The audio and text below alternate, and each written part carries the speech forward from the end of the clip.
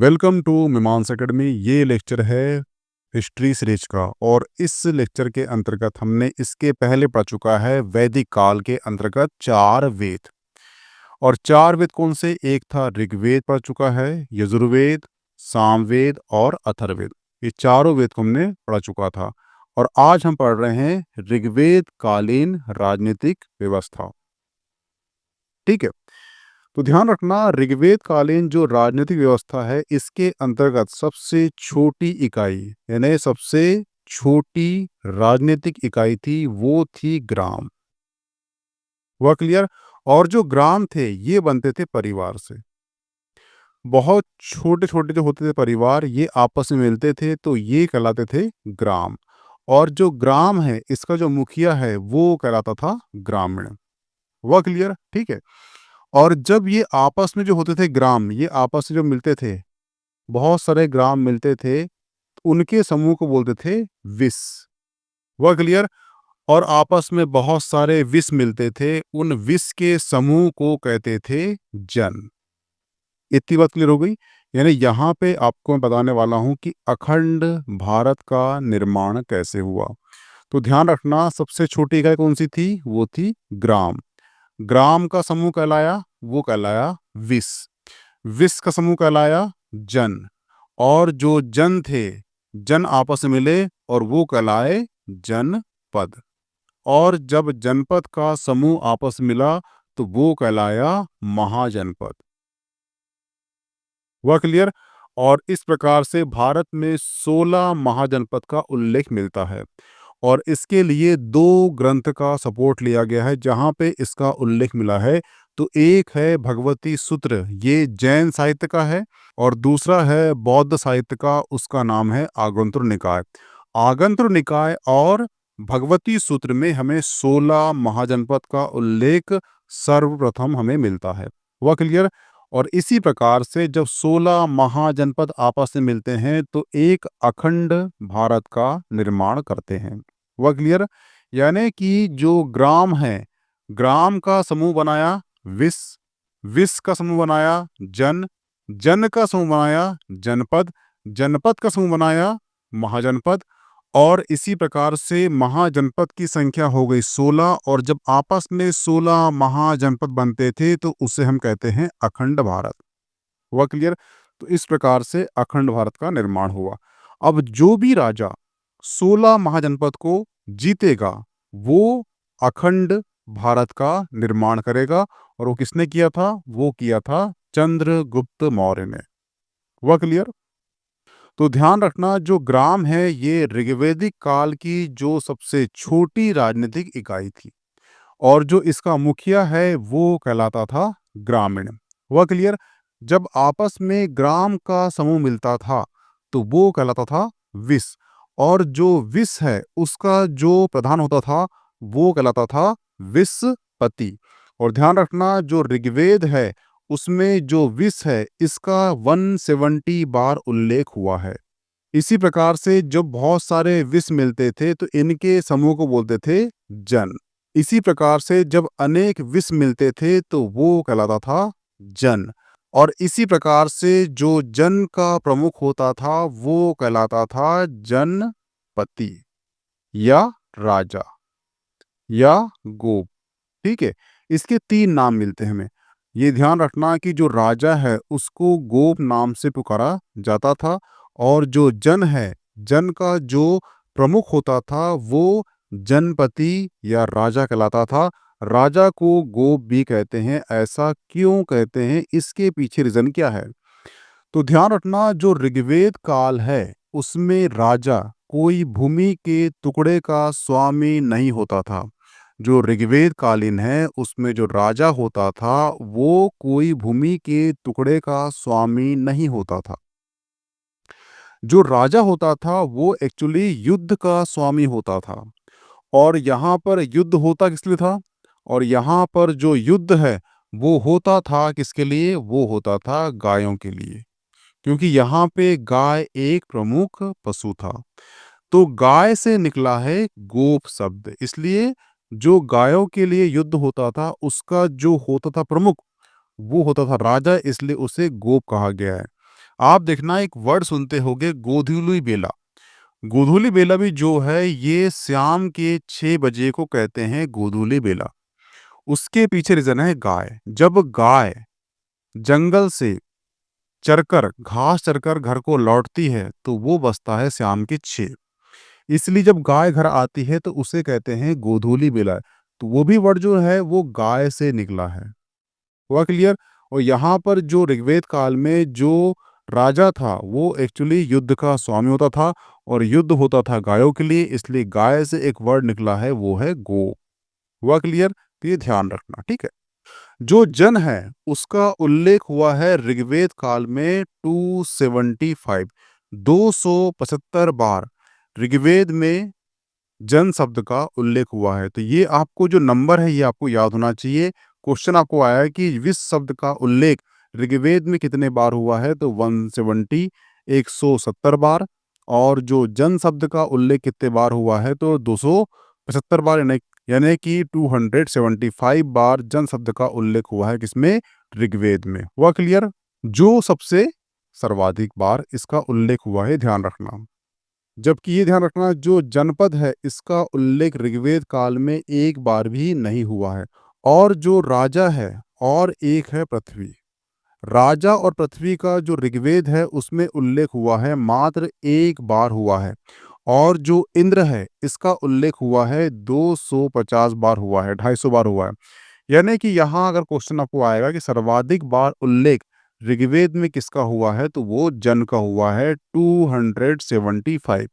इसके बाद second rank किसकी है, तो सेकेंड रैंक है इंद्र की, जिसका उल्लेख 250 बार हुआ है। हुआ क्लियर? यहाँ से आपसे इतने ही क्वेश्चन कराया है कि सबसे छोटी इकाई कौन सी है ऋग्वैदिक काल की, तो वो है ग्राम। सर्वाधिक बार उल्लेख ऋग्वेद में किसका हुआ है, तो वो है जन का। इंद्र का कितने बार उल्लेख हुआ है, तो वो हुआ है 250 बार। हुआ क्लियर? और जो विष है इसका प्रमुख कौन, और जो ग्राम है इसका प्रमुख कहलाता था ग्रामीण। और जो विष है इसका प्रमुख कहलाता था विस्पति। और जो विष आपस में मिलते थे तो वो कहलाता था जन। और जन का प्रमुख होता था जनपति या फिर राजा या फिर गो। हुआ क्लियर?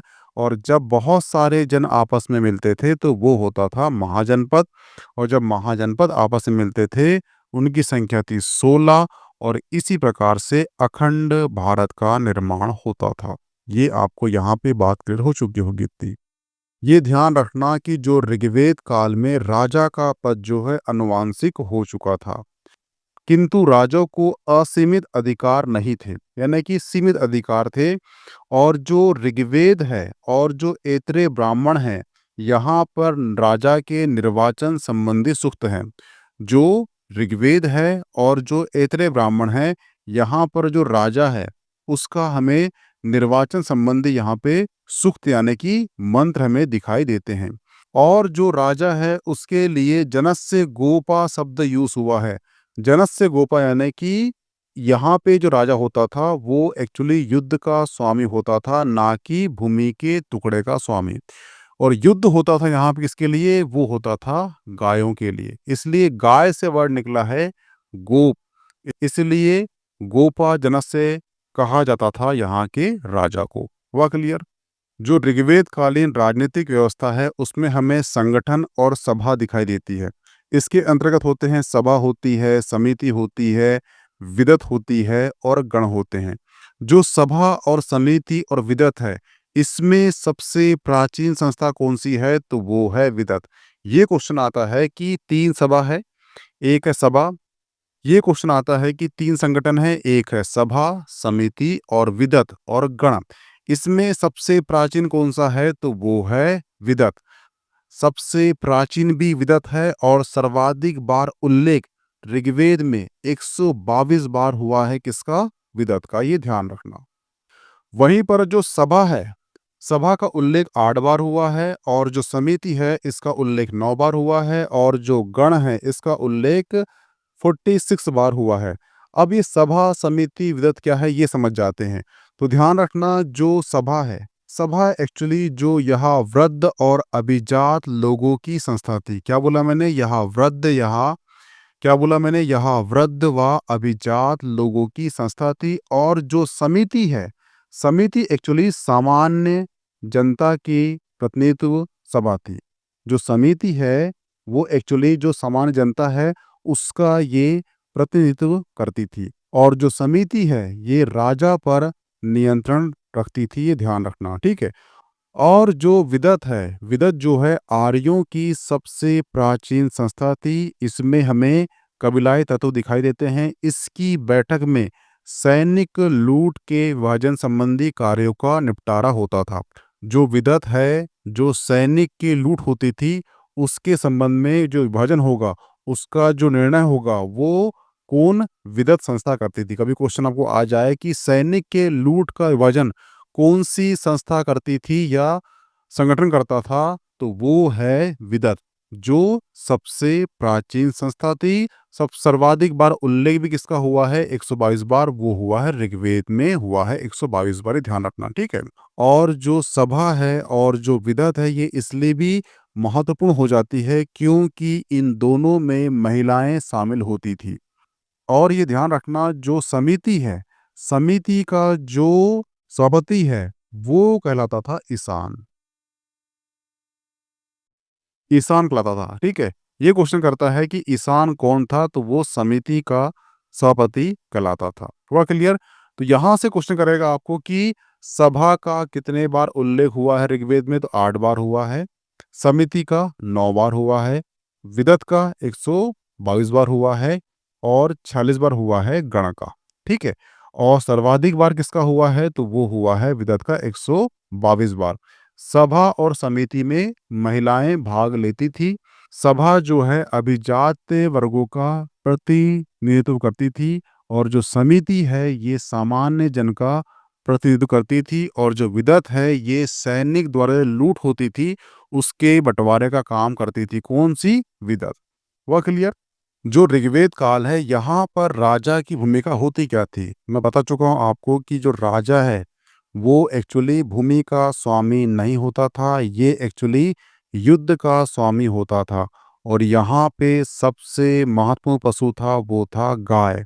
इसलिए गाय की चोरी होती थी। गाय की चोरी होती थी, इसलिए गाय को प्राप्त करने के लिए युद्ध होता था।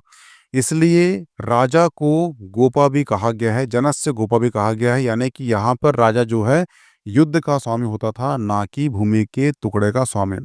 और राजा को यहाँ पर कोई भी कर नहीं दिया जाता था। यहाँ पे एक कर का उल्लेख मिलता है, वो है कर, उसका नाम है बलि। बलि जो कर है एक नियमित कर नहीं था, ये ऐच्छिक कर था। जैसे किसी के यहाँ लौकी हो गई, किसी के यहाँ भटा हो गया, किसी के यहाँ गोभी हो गई, किसी के यहाँ कुछ खाने का हो गया, कुछ भी एक्स्ट्रा हो गया, तो वो राजा के यहाँ वो चीज़ छोड़ के आता था और उसे कहते थे उसने उसको बलि दिया। यानी बलि एक तरह कर था, परंतु वो जो कर है वो ऐच्छिक कर था, यानी कि जनता अपने इच्छा से राजा को वो दे के आती थी। कोई नियमित कर नहीं था, परंतु यही बलि जो है उत्तर वैदिक काल में नियमित बन जाती है और यही जो कर है युद्ध का कारण बनती है, वो हम समझेंगे आगे। हुआ क्लियर? ठीक है। लेकिन जो समिति है वो राजा पर नियंत्रण स्थापित करती है, मैं बता चुका हूं आपको, ठीक है। और जो समिति है उसका जो सभापति है वो कहलाता था ईशान। समिति को यह अधिकार था कि राजा को वो पदच्युत कर सकती है और उसकी नियुक्ति कर सकती है। हुआ क्लियर? यानी कि समिति को यह अधिकार था कि राजा की नियुक्ति करना और राजा को पदच्युत करने का अधिकार किसके पास था? वो समिति के पास था। हुआ क्लियर? यहाँ पे हमें कुछ वर्ड मिलते हैं, एक है भार्गा, एक है व्रांत, एक है गण। संभवतः ये जो ऋग्वेद काल में जो सेना है, सेना की इकाइयां होती रही होगी, ऐसा जो है इतिहासकारों का मानना है, ठीक है। नेक्स्ट है पुरोहित। तो पुरोहित कौन था? तो ध्यान रखना, राजा की सहायता के लिए सेनानी, सेनापति, पुरोहित तथा ग्रामीण नाम का अधिकारी होता था। इसका जो पद है प्राय वंशानुगत होता था। जो पुरोहित है, इसका जो पद है ये प्राय वंशानुगत होता था, ये ध्यान रखना, ठीक है। पुरोहित जो है सबसे प्रमुख पदाधिकारी होता था तथा अन्य पदाधिकारी भी होते थे इसके, जिसे हम कहते हैं। और ये भी ध्यान रखना कि राजा की सहायता के लिए कुल 12 रत्निनों का उल्लेख हमें मिलता है, जिसमें एक होता है पुरोहित जो राजा के प्रमुख सलाहकार होता है, दूसरा होता है सेनानी जो सेना का प्रमुख होता है, तीसरा होता है ग्रामीण जो ग्राम का सैनिक पदाधिकारी होता है, चौथा होता है वो है महिषी जो राजा की पत्नी होती है, पांचवा होता है सूत जो राजा का सारथी होता है, छठवां होता है छतरी जो परिहार होता है, सातवां होता है संग्रहिता जो कोषा अध्यक्ष होता है। ये क्वेश्चन आईएएस और एमपीपीएससी ये दोनों में क्वेश्चन पूछ चुका है। संग्रहित कौन होता था? तो वो कोषाध्यक्ष होता था। एक होता है भागदूत जो कर को एकत्रित करने वाला अधिकारी होता है। एक होता है अक्षवाप जो लेखा अधिकारी होता है। एक होता है गोविकृत जो वन का अधिकारी होता है। एक होता है पलागम जो राजा का मित्र होता है। एक होता है युवराज जो राजा का राजकुमार होता है। इस प्रकार से मैं ऋग्वेद काल में 12 रत्निनों का उल्लेख मिलता है। इनकी संख्या 12 है जो राजा की सहायता के लिए होते हैं। वह क्लियर?